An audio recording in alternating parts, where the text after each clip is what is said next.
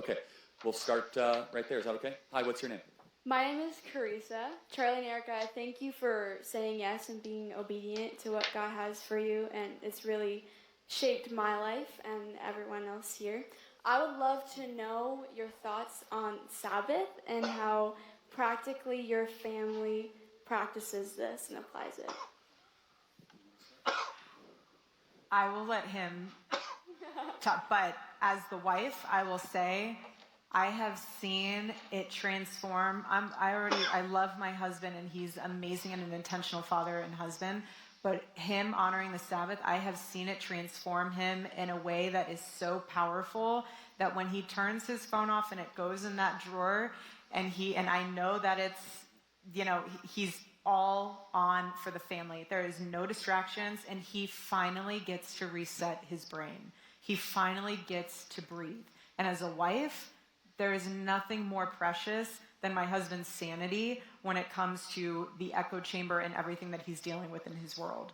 So I think that is a really cool idea, but I just want to mention that this is my first time watching this as well, and but I do think that's a cool idea to try to put the phone away. I wouldn't exactly put it in a drawer, but I would, maybe do something a little less extreme. seen it change him and impact our family in one of the most Just beautiful ways. phone call but I want somebody. him to. Well, thank you. And we're very serious Sabbath keepers.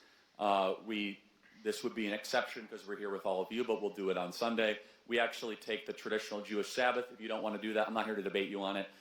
It's fine. If you want to do it privately, I'll beat you, but that's a whole separate issue. But it's fine. It actually doesn't matter that much. What does matter is I think that to our own detriment and to our own failure, we as Christians have decided to cast away resting on one of the 7 days. God rested after creation. That comes before the Hebrews. It comes even before the creation of the modern world and civilization as we know it. And so we honor the Sabbath. We're very serious about it. We get to spend more time with our family. We do no news. We do no work. And it says very, very clearly in the scriptures, for 6 days you shall work, and the 7th day you shall rest. If you are feeling overrun by society, you might be feeling depressed or anxious, here's just one way that you might be able to improve. Turn your phone off for 1 day. No contact, no social media, no work. Your mental health will improve dramatically. You can hang out with friends, you can go for a walk, but don't work for 1 day. That is a day for worship.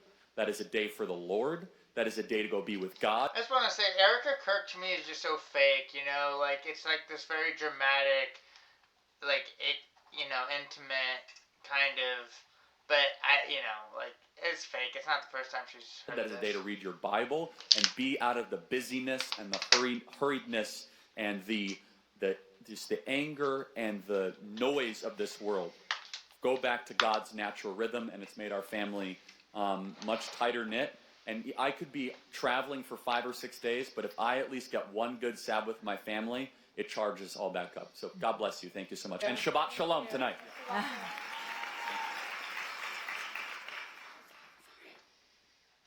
The new Bearskin Hoodie 4.0 claims to be the most advanced, waterproof. Hi, Charlie and Erica. My name's Savannah. This is Lila Esther, and we have another one on the way in January. So I did find my godly man, and we are making more babies. My question for you is, we want to have a lot of kids, and I'm wondering what your best advice is for young couples with small children on how to prioritize and nurture their marriage amidst the busy day-to-day life of kids. That's a very good question, because your marriage came first. And your husband is very important, because your kids, you're raising them to fly. You're raising them to leave the nest. They'll always come back. And once they do, I think that's why people get empty nest syndrome, because they look at their husband in an empty living room and they're like, who are you? I have to relearn you. You want to grow with your husband. That is going to be very acrobatic at times, even if that means locking yourself in a closet with your husband for just an hour to say, can I breathe with you? Can I just 5 minutes? Can I just have a second to look at you? Something that Charlie does that's really sweet that I love is that sometimes, especially when he's traveling, we figure out the dynamic of at least having a date night at least once a month, at least. But there'll be moments where he's literally about to rush out the door and I won't see him for several days. Kids are wreaking havoc in the kitchen, pulling things out all over, and he just grabs me and he's like, 1 minute. And we just literally stare at each other for a minute and say, like, I love you, whatever you need to say, but we have that 1 minute together to reset our hearts. And honestly, that is something that helps recharge the bucket until you get that date night. So, man, I think the 1 minute idea, that's such a great idea. Take 1 minute to, say what you gotta say. But as far as, like, looking at each other and just staring at each other, that shit creeps me out. just being really intentional about little moments. Not just them doing it to each other, but it creeps me out, like, my significant other doing that to me. That will build into a greater good for the relationship. But I know you. No, I agree with all that. Just prioritize. Obviously, your marriage actually comes before your kids. I know that's a provocative thing to say, but it's true. Your relationship with your kids is important. Yes. But it's not covenantal. Right. Your marriage is a covenant. Your relationship with your kids is an outgrowth of a covenant. They're under your stewardship, but covenantal relationships are ones that we saw with Abraham and David and Israel and, of course, Jesus. That idea of marriage being a covenant is a big, big deal. In fact, only marriage in the Bible is compared to Christ's relationship with the church. Mm-hmm. So always that is really interesting to say marriage comes before kids. I gotta stew on that. Prioritize your marriage. Thank you. The Last Rodeo, Angel Studios' newest family blockbuster starring Neil McDonough, hits theaters May 23rd. Become a premium member and get 2 free tickets to see the... Hi, my name is Lindsay Cameron. I'm 18 years old, and I was homeschooled, and I just graduated high school. And with graduating high school comes... I like that the crowd celebrated that. That's nice. The question of, so, what are you going to do? Yeah. And to be honest, in my career, like, I want to be a mom, and I want to have kids, and I want to homeschool them, and I want to stay at home with them, and that's just not a really acceptable answer. Okay, a never-ending cycle of homeschooling. I'm not going to dog it. It's also not never-ending cycle. Her kids will probably go on to do something different, so I'm just making jokes, sort of. But if it was like that, then nothing's actually ever getting done for society or anything. And I'm struggling to... Although I guess they have a husband that works, and he works for society, and then she provides for the husband. So that's typical stay-at-home mom stuff. Not bad. To really know what I want to do in the meantime while I'm waiting to get married and have kids, because I'm not dating, and I don't see anybody that I really want to date. And so I have a lot of friends who are in the same position, too, of being in this weird waiting period where I don't want to go to college and I don't want to commit to a career that I know that I'm going to abandon once I have kids. Mm-hmm. So I was just wondering if y'all had any advice for that, and if you had any advice with dealing with criticism. Yeah, let's ask Erika Kirk. She'd say maybe jump in a beauty pageant, do some acting, go on a reality TV show. Yeah, maybe this isn't the best question for Erika. We'll send this one to Charlie, but it's an interesting question. I mean, the obvious answer is you just get a job that's just like a young person, temporary job, but I mean, they don't sound appealing, they're always customer service oriented, which doesn't sound appealing. There are some other ones you can get, though, where, like, you may just be on the phones and stuff. I actually had a couple jobs for Gallup when I was just a couple years older than she would be, actually. Worked for Gallup, worked for another place, just on the phone stuff, so... There's jobs out there, you just get a job, what makes some money for a few years. So that somebody wants to date you. I mean, otherwise nobody's going to want to date you. Because I'm having some from my extended family. What, I know we talk about don't follow your heart and all that. Don't follow your heart. It's a bad idea. Do not do that. No, you laugh, but the Bible is very clear. The heart is wicked. Yeah. Do not follow your heart. But your talents, right? Jeez, I have not listened to enough of Charlie. He's coming in with some hot takes. Don't follow your heart. Did not see that one coming. Yes, that's correct. Yeah, I mean, so look, what are you good at? What are you talented at? I love people. I love talking to people all the time. Are you kidding me? I mean, I would have assumed that she'd hate people if she's having trouble figuring out what job to take. All the young people jobs, like, easy to get is, like, people-oriented, like customer service stuff. Come on, just do something like that. honestly, Turning Point USA, like Alex Clark has really shaped my life. I got really into Culture Apothecary. It has kind of changed my life. And I mean, I would love to get involved in health and wellness, but I feel like there's not a really clear path for a career in that. I feel like most people just kind of happen to fall. Wait, now she's talking about getting a career in health and wellness. She just said she didn't want a career. What is up with this woman? Into it because of life circumstances, and I don't really know where to start for that. Yeah, you'd be surprised. I mean, like, so I could give you a million ideas, but the first thing is you're already thinking about this correctly, which is your aim. You got your aim right, which is important. By the way, if your aim is career, I'm not saying that's bad. At least you are clear. Don't confuse yourself of your aim. We are aiming creatures. We need something to point at. I mean, look, there's a million things you could do. You could work at a mobile IV clinic, right, as an administrator. Like, there's a lot of stuff you could do in that kind of Maha space. I would imagine. Are you from Texas? I'm guessing, yeah. Yeah, I'm from here. Okay, yeah, great. And Dallas actually has a huge infrastructure of like new Maha small businesses. You could work at those, kind of around that kind of genre and that outreach. I will say though that if you find your future husband and he is godly, and it passes premarital counseling, which Erika's exactly right. Do not appease extended family. You only really have one thing to worry about, which is the fear of the Lord, right? Now, can we riff on premarital counseling for a second? And the thing about judgment of family is huge, but it's just hard to avoid.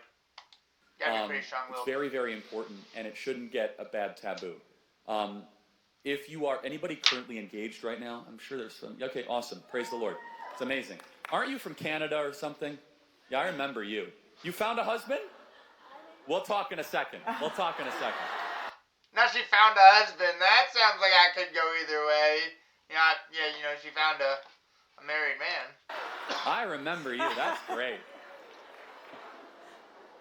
I hope you did not find your partner here at YWS. I hope you. I'm kidding. So. No, I'm kidding. So, at SAS, right? So, premarital counseling. Who's going to control the finances? Who's going to wake up in the middle of the night if the kid has an issue? Are you going to have kids? How many kids? Are you going to raise the kids Protestant or Catholic? Are you going to read the Bible? Here's a good question in premarital counseling that most won't ask, and this will save you a lot of problems. Are you a open or closed house? Who here grew up in an open house where all the kids would come by in the neighborhood? You know what I'm talking about, right?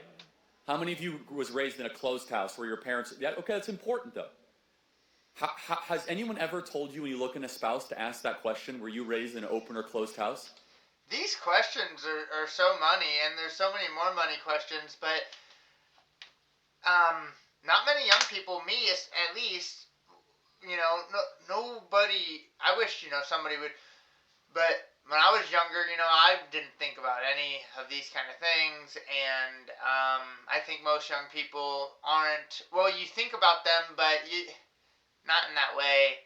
And I think most young people don't. And I didn't ever hear anybody, say advice such as this. And there's other things I've thought of too, to long-term stuff. Whenever you start, dating when you're around that age, college. It's incredibly important because all of a sudden, if you marry an open house person, this was not an issue for us, thankfully, at all.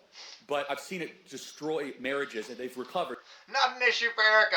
Erika will be anything to please Charlie because she was a setup. Sorry, Charlie. That hurts to say. But some not. An open house person marries a closed house person. They get married. They're inviting all their friends over. All the time. I would hate that. Barbecue, open up, and the closed house person is like, this is crazy. Yeah. I wasn't raised like this. And none of that gets filtered in the engagement. That's one of like 100 questions. I wouldn't say we were exactly closed house, but we did live in the country. But when we did live in town, we were very open house. But we had people over a lot. Couldn't really be an open house when you live in the country, though. You always know when they're coming. But either way though, as an adult, I do not want people around like that often, and I think most people have evolved that way, but there are still some people that enjoy, hanging out all the time like he's saying, and man, I just feel like it sucks. I feel like nobody actually likes that. like maybe the people that there are certain people that do like it, but I feel like usually at least one party just kind of going along just to kind of go along. Like I think about going to a party now, and I'm like, that doesn't sound fun at all. That would be a good book we could write. 100 questions you should ask before you get married, right? That would be a good book. That'd be fun. Go ahead. No. I was just saying the home is sacred. I could go on, but that's like, you just have to, what premarital counseling should do, which it does a bad job of in most churches, is you must really know the nature of your spouse. Introvert, extrovert. What is their love language, right? Do they need time alone? Do they get filled up when you spend time with them? Or when they come home and they're beat down, do they need time alone? Here's a good one that almost no pastor will ever tell. What most people do, I think, like people they meet, before they're, say, 25, they don't, a lot of times before 21, they don't, think about or talk about these kind of things, and they connect on some sort of other level in a way, and then the rest of it, they just try to, they either luckily connect or they just adapt, and typically do adapt or get a divorce. What is a vice that your spouse struggles with? And what is an acceptable vice and an unacceptable vice? So, for example, an acceptable vice might be that you'll allow alcohol. We don't drink, right? So that for us, I'm not saying you have to do that, but for us, that's what works. So it's not even a question. Some men like cigars. I think they smell like, dead raccoons, but that's fine. Are you willing to smell a cigar? Have you ever smelled a cigar? Will your house be able to withstand cigar smoke inside? You're laughing. This is the stuff that breaks apart marriages. This is the stuff that creates isolation, and it must be flushed out in the engagement period, not in the honeymoon period or 2 years in. And so other vices, which is like, we're not going to watch R-rated movies, or we're not going to swear. You'd be amazed at how many marriages all of a sudden, the husband's just dropping F-bombs. She's like, whoa, like, we don't do that around here. I mean, I don't like it if it's just the word itself, to me, it's just a word. I do not understand, like, and like kids, I'll never like tell my kid, like, you can't swear. But when you're swearing in a certain, like if you're dropping F-bombs, and then it has a certain, but that's a lot more than just the word, if it has a certain feel to it by the way you're saying it. But I'm always swearing, I'll swear around children, and, the parents, think whatever, and to me, it's just a word. It's not like I'm aggressively, putting it in there, but this whole swear word thing, I think, is just stupid. You see, who's going to cook, right? What does it mean to take time off? Here's another one. What type of vacations are you guys going to take? This is very important. Right? What? But also, when people are meeting at 19, 20, and you ask them what kind of vacation we're going to take it, like when we're a family, they actually probably don't really know themselves either. You actually probably have a better chance of trying to dissect that person than they have of telling you. I should write the book. Yeah, right. Maybe not at first, but after. No, but think about it. Because Erika grew up in a camping family, right? Yes, we can. How many of you guys are camping families? Yes? Camping family. How many of you guys think camping is like for Neanderthals? Raise your hand. Yeah. I'm an Eagle Scout. Always on secret If it's missions. a necessity for survival, I'll go camping, okay? His camping's like the Four Seasons. Yeah, Always on exactly. secret military missions. Undercover. I have no shame in that, okay? I have a busy life. I get like 3 days off a year. I'm not going to like hang my food by a tree for the 3 days off I have a year, okay? That dog's not going to hunt. For other families, they think it's like invigorating. Every host thing, Erika has some of the other interview things where she's the interviewer, but she's always just over the top a pleaser, just always this big, wide, open mouth smile, just real dramatic, always so happy. It's just too much effort on, trying to be a pleaser all the time. And exhilarating, right? To like run from the wolves at night or something. She's got to get behind the mirror at the end of the day, lay down and just be like, man, that was exhausting. I don't know, she's an evil witch. Something, I don't know. You got, or like, hey, we're gonna go do a road trip. Road trip, really? In an RV? Oh, sounds interesting. That's like Charlie's worst nightmare, to be stuck in a moving vehicle at for it's multiple just like, hours. I had to go into a trailer that's an RV, and they said, "Isn't this nice?" I said, "Yeah, I would rather go to Alcatraz than be stuck in this thing." It's just everything. We went on a cruise once, and that was the last time we'd ever go on a cruise. No, it's terrible. Which, I mean, This is get. important because you might think you know your spouse, and all of a sudden you book like a 7-day cruise in the Caribbean, and it's non-refundable. And he has the head. I didn't do this, by the way, but Charlie had the headband. I had everything. He had the wrist. I had the thing behind his ears. Dramamine drops. I get totally seasick. It's terrible, right? Yeah. You have to know the nature, right? Yeah. And unfortunately, and we say we want to get married early, but that does not mean you should get married in a rushed way. Right. So 2 different things. Early and rushing are not synonyms. So, thank you. I hope that was. Yeah, you can do early and not rushed when you have all the money that you need. A lot of people don't have that kind of thing that you guys both had. Somewhat helpful that we took a lot of detours there. Oh, you want to hold it? Okay. Hey, so you're getting married? Yes. Why is I heard one of them say, "Oh, do you want to hold it?" Why is this person holding the mic for this person? That is weird. Amazing. So, speaking of which, I have a wedding planning question. I know that this sounds a bit weird. So, essentially, I am facing visa delays. How do I deal with the disappointment and the feeling of sadness of having to plan for a peak winter wedding in the state of Wisconsin? What an annoying question. What a waste of time. Just freaking postpone it. Wait, so okay, is it a visa question or is it? It's so basically because of the visa delays, which is beyond it's not a visa question. Pretty much anyone's control. How do I plan for? Okay, I am going to have a wedding in the peak winter when there's snow outside, when it's really, really cold, and I'm feeling. This is the dumbest, most privileged, just idiotic, just annoying question I've ever heard. Disappointed and sad about it. You shouldn't. The winter's actually really beautiful. There's something really. I know it's cold.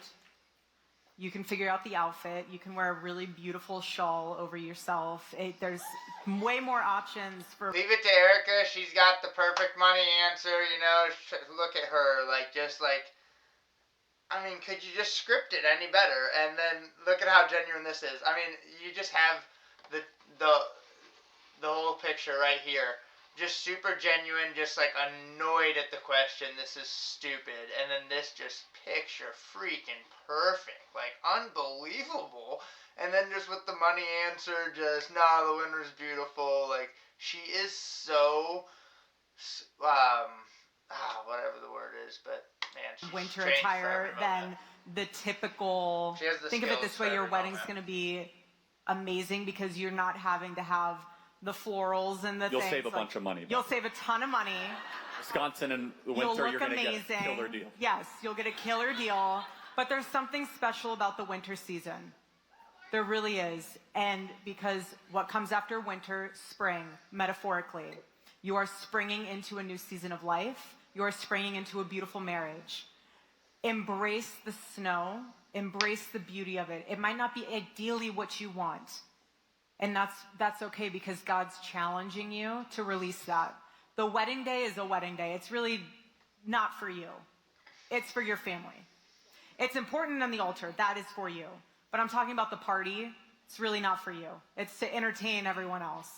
So just hold true to the fact that... No, that's how most weddings are, and I noticed that and point that out. That's how, all weddings are. But I wouldn't say that's how it should be. That's why I feel like, it's a person's wedding should be... a little bit more about them. But, it's unavoidable that it's going to be about everybody else, but try to make it as little as possible. People are always so stressing about, everybody else. I get it. For sure I get it. But it just sucks because it's it's your day, I thought. What matters the most, regardless of the season, is the man and the woman standing at the altar and that covenant you're making. It could be raining. It could be snowing. It could be 100 and some degrees like our wedding. That didn't stop us. What's so important is that marriage and because when you guys get married, that's your family. Nothing was gonna stop her. She was on a fucking CIA plot plan. Your husband's your family. Everyone else is relatives. That's your husband. Congratulations, and I want to use you as an example. What's your name again? Vicky. And that was last year when you gave the question, 2 years ago? Yeah, so that was in 2024, so that was last year. So Vicky came up last year and said, how do I meet a husband? And she made it her priority. And a year later, she's engaged. How awesome is that? That's not awesome. That is like clearly forced and rushed. A double fucking whammy. This is not good. Thank you very much. Thank you. Oh, I'm sorry. Thank you. Next question. Yes. Wow, that was harsh as fuck.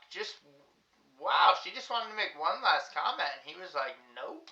Hi, Erika and Charlie. I'm Melissa, and my question is, I'm 20 and I'm single and I want to get married young. However, almost every woman in my life is telling me that I'm not missing out on anything. Do you have any response to that? The women Yeah, I mean, you could probably wait a little bit. that are married? Yes. Oh, that's so sad. So sad. Damn, that was sad. Look at her face and her face and her face. I mean, that is fucked up. Like, I mean, look at that. That says it all right there. The women that are married are like, nah, you ain't missing out on nothing. It sucks. I mean, it probably does suck, but it sucks because, you know, everybody picks people for the wrong reasons like we were just talking about. But, I mean,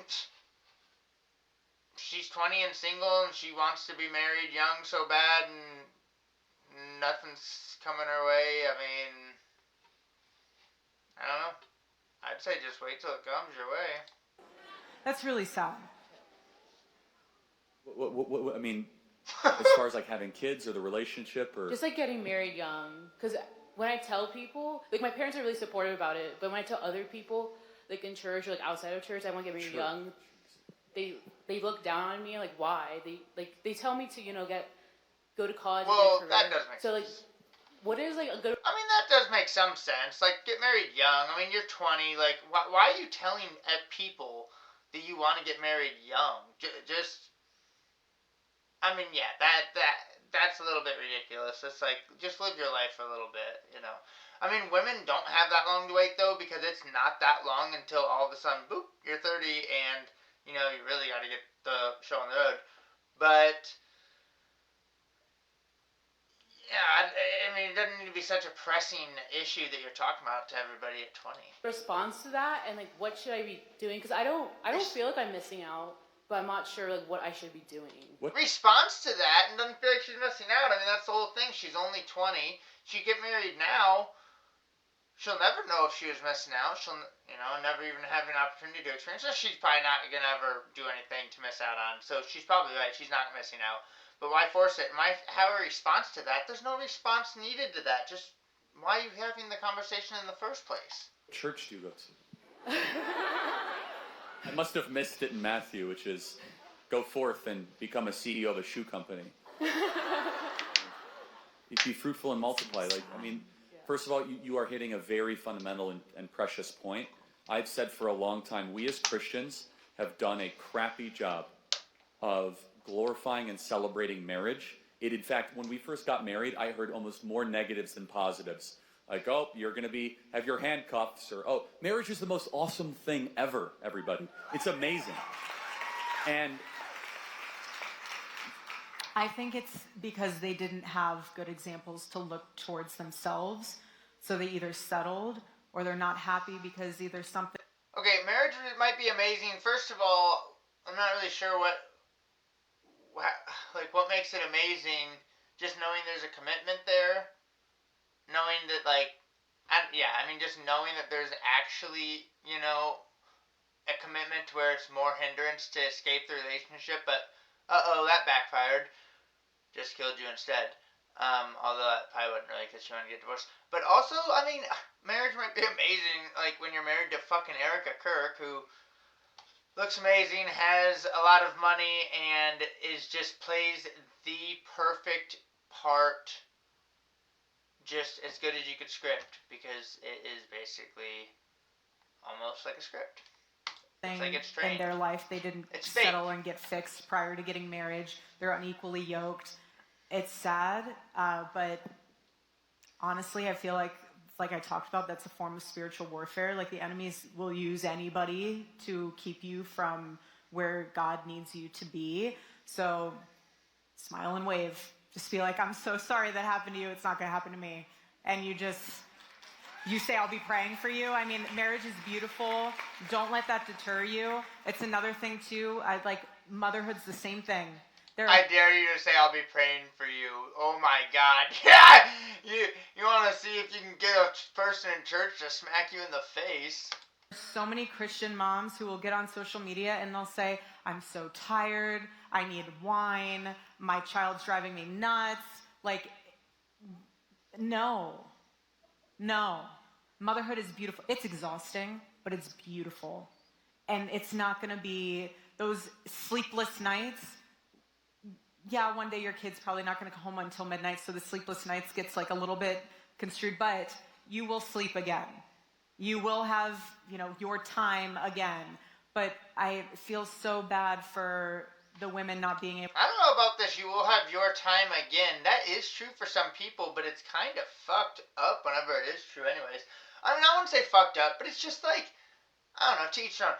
I wouldn't find it enjoyable. I'm 31. If I was, I don't know, I'm not 40, but when I'm 40, I don't think I would enjoy that. Maybe I would. I don't know, maybe I would.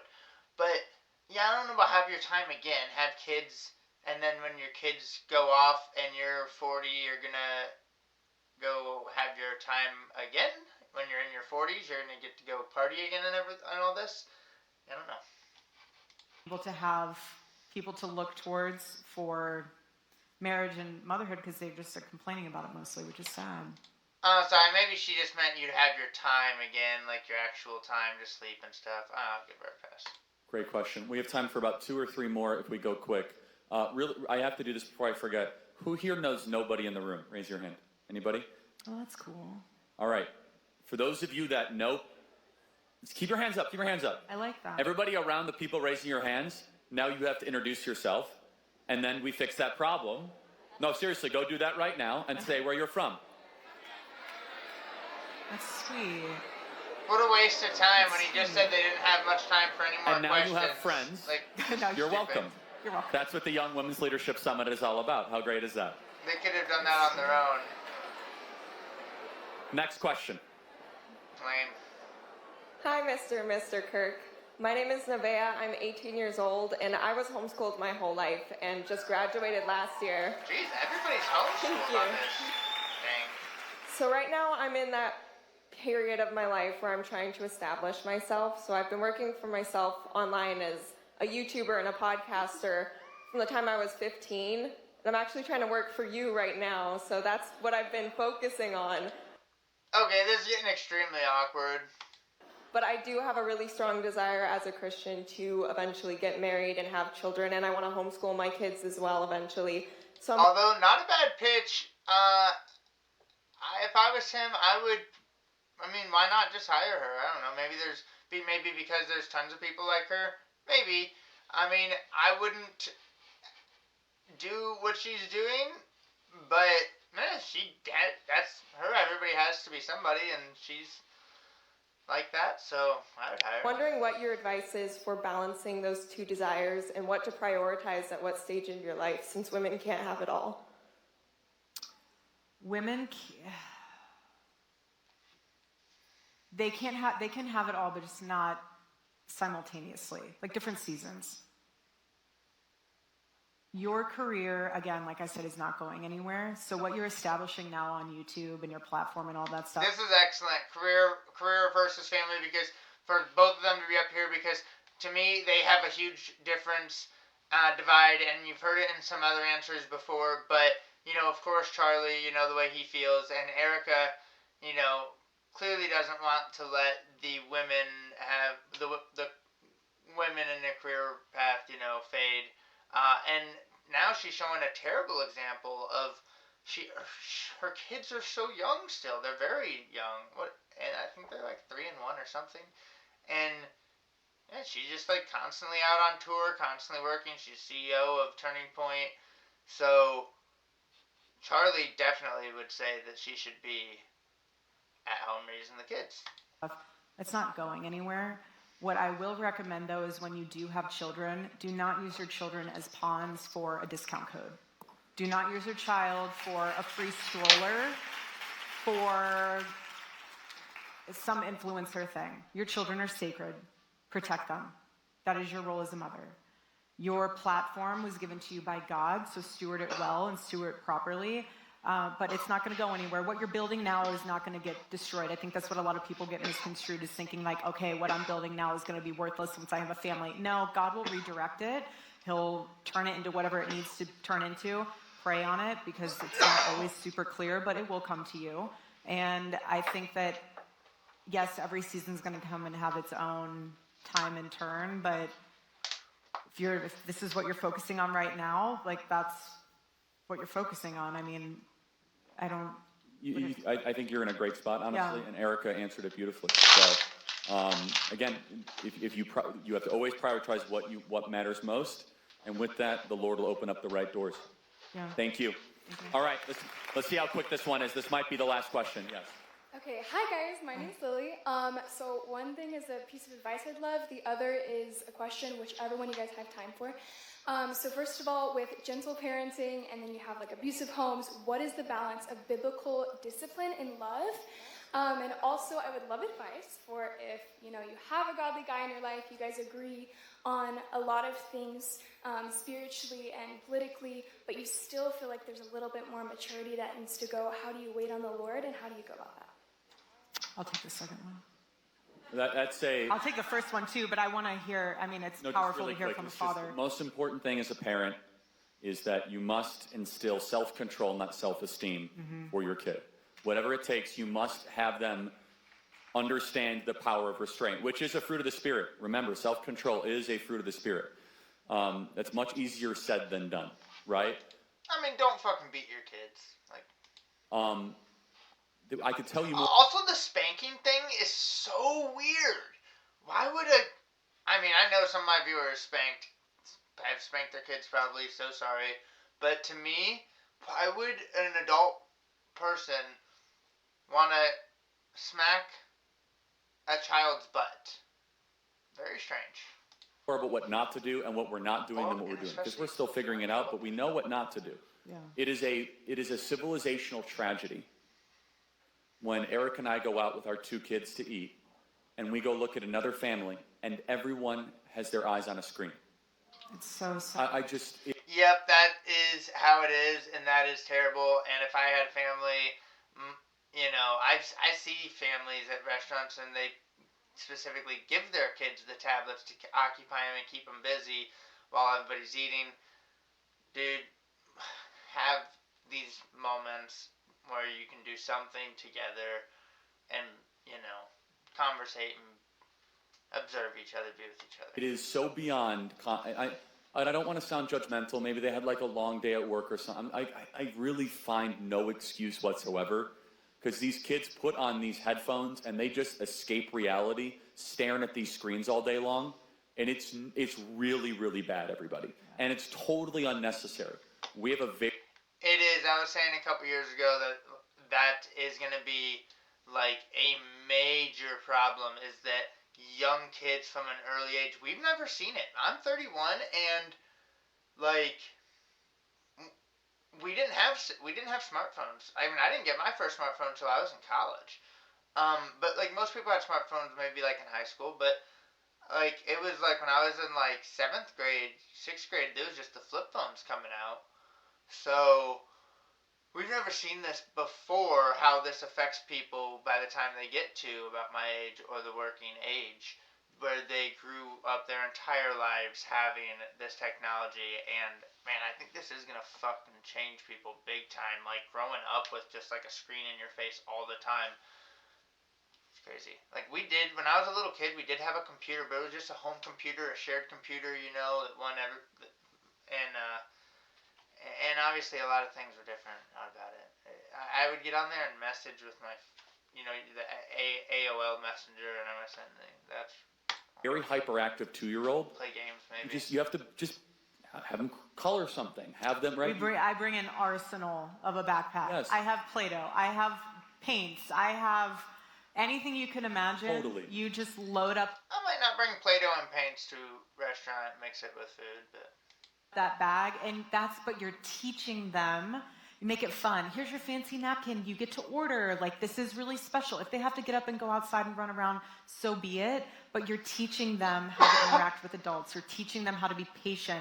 If you're putting a screen in front of them, you're teaching them a way to escape. The data shows this, but we anecdotally can confirm this. Even like 5 minutes of screen time, they get brattier. Yeah. They get more unruly. They just kind of get disconnected from where they are. We could see a total behavioral difference with our daughter as soon as there's like a screen introduced. Even if it's just Spotify. Like, even if she's like, I want to choose my song. Do you want to build a snowman? But like 5 minutes later, she's like, you can't. It's like she's droned in. Right. So we have one screen for the whole family, central, and same as Matt Welsh, and I kind of got this from him. There's agreed upon stuff that we're allowed to watch as a family, and it's a very, very short list, right? It's like Bob Ross, Cubs. Mr. Rogers, and then the Chicago Cubs. And the Charlie Kirk show. Yeah, and the Charlie Kirk show. And we don't allow it later in the day unless the Cubs are playing. That's a whole separate issue. They happen to be good this year. And then maybe some college football. But that's like, we're so careful because that we can do the whole parenting. But as far as this is a very difficult thing, and it's very hard actually. But it must be said, you are not your kid's friend. Right. That is like, it is. I know it sounds easy to hear. You are their parent. It is an up and down relationship. It is not a horizontal one. You are not their equal. And I see in public sometimes these parenting displays that it's so sad, where it's just placation. The parent is being held hostage by the child. It is like a ongoing blackmail operation. man, I don't know if I've seen that, but No, I'm not kidding. Where it's like, give me candy or else I riot. It's like completely different than like it's no different than BLM. It's like,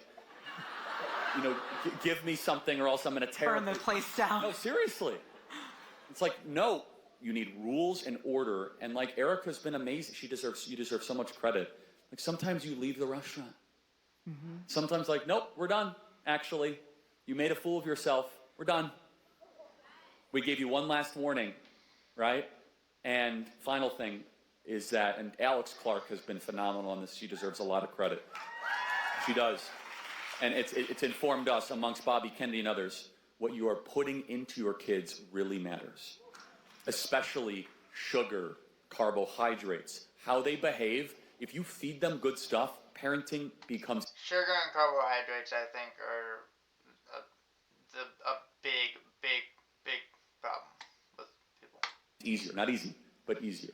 Truly. I forget what your second...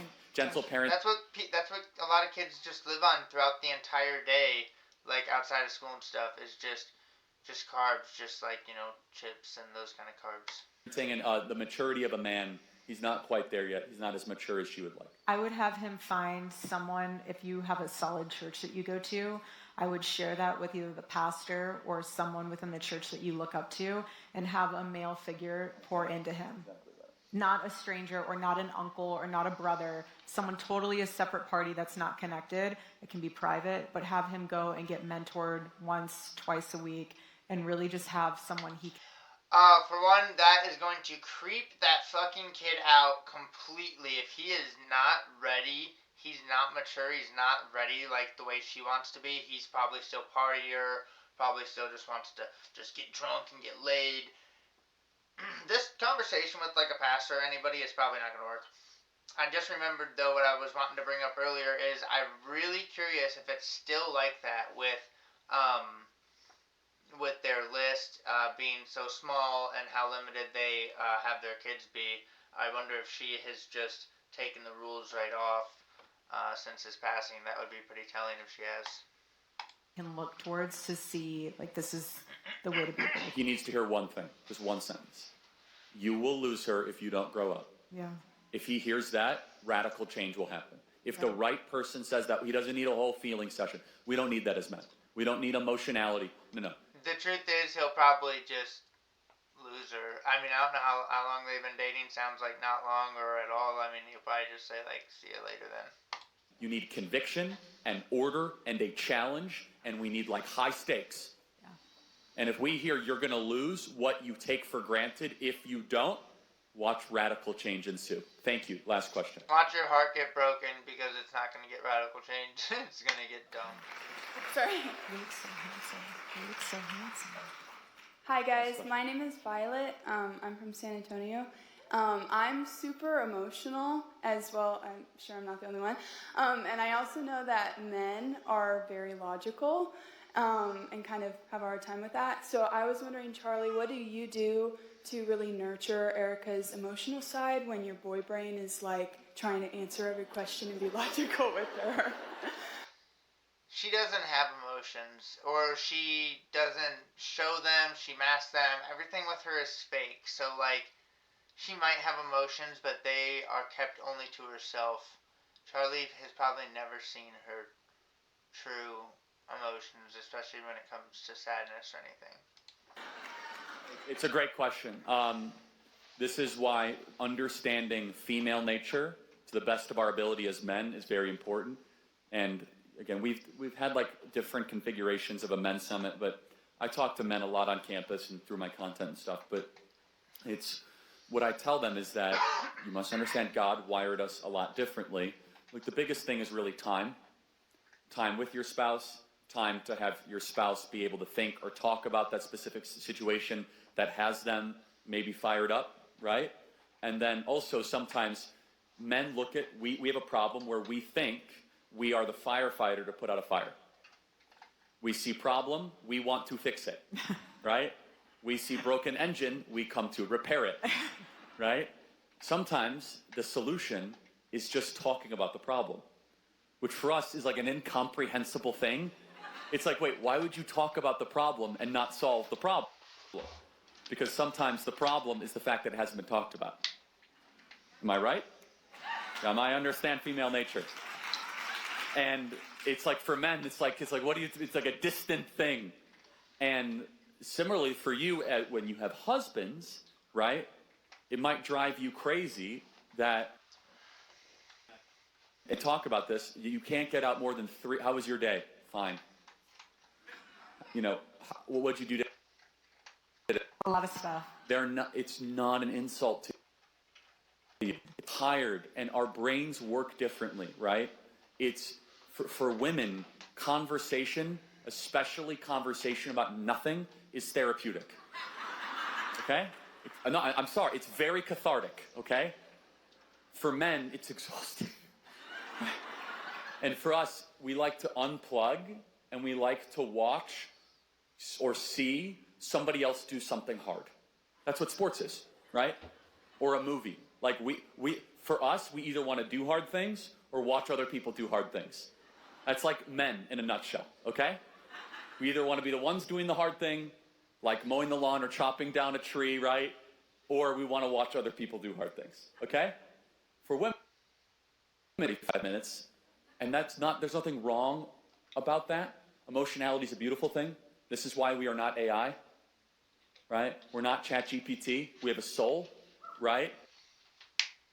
For a reason. And I just want to brag on the women of America, because there's a lot of bashing of like feminism, and there should be. There's a lot of bashing of women in the country, of like how they veered off track, some of which honestly is warranted. But the one thing that is not talked about enough is how women have kept church attendance and the faith alive in the West in a much better job than men the last 30. No, it's a very real thing. This is why Mother's Day church service is one of the highest attendance of the year besides Easter and Christmas. Why? What do you want for Mother's Day, honey? I want to bring the entire family to church. Yeah. What do you want for Father's Day, honey? I don't know, golf or watch golf. Remember? Do hard things, watch people do hard things. They don't want to go to church. By the way, let me just say, for men out there that are listening in the internet, if you do not lead your family to church, that your children will not also go to church. Mm-hmm. But it deserves women, you deserve so much credit for keeping. I gotta say, I'm just not a fan of going to church. I have come to kind of believe in God and stuff.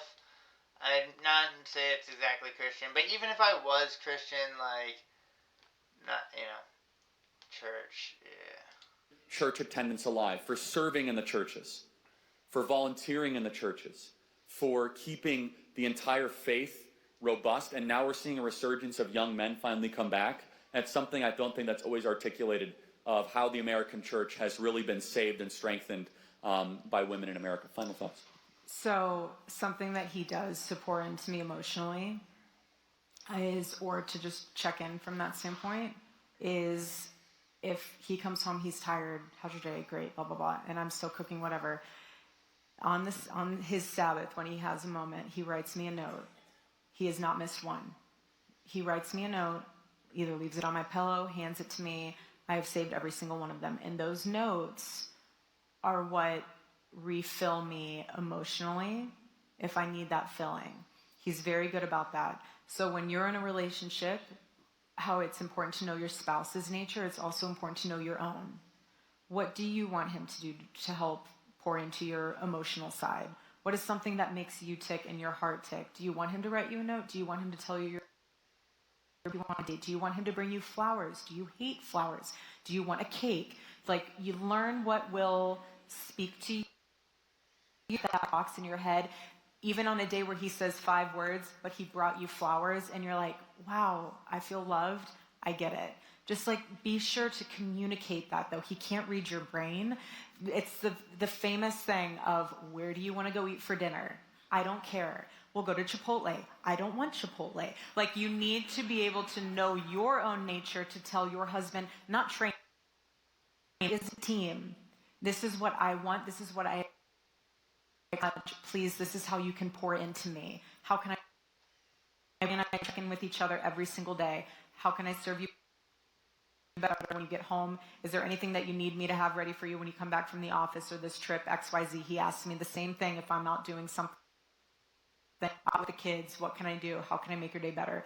You're a team, and you guys are not at ends with each other. Work together, communicate, and grow together as equally yoked partnership. It's beautiful. And I don't think she would be this bold to do this, but man, the way Charlie was reacting whenever she said that he wrote a note every Sunday was made it seem like that she was like bullshitting. I want to plug one thing, and then I will say one last thing to the whole audience, and thank you. I want all of you to start chapter at your high school or college. Who's here at Turning Point USA chapter leader? Raise your hand. We need more. I'm going to end it there. It's Skippin', and he's just talking about this kind of thing. So, catch you guys on the next one. Till then, take care.